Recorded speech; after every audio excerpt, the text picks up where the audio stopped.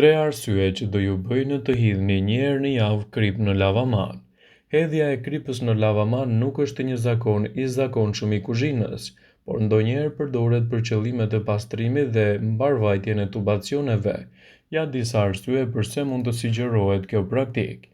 Pastrimi natyral i lavamanit. Kripa ka veti gërryese dhe antibakteriale dhe në kombinim me uthull dhe sodën ndihmon të pastroni yndyrna dhe mbeturina që bllokojnë tubat. Eliminon aromat e këqija që vijnë edhe nga bllokimi i lavamanit. Zhbllokimi i lavamanit mund të jetë një arsye. Një përzierje tipike për zhbllokimin natyral është gjysmë gotë krip, gjysmë gotë sodbuke, një gotë uthull e bardhë. Pastaj hidhni ujë të vluar sipër për disa minuta. Kjo krijon një reagim që mund të ndihmojë në shpërbërjen e grumbullimeve të yndyrës ose ushqimit. Largimi i bakterjeve dhe mykut mund të realizohet në këtë mënyrë dhe gjithashtu të keni një lavaman më të pastër, sidomos kur lani shume.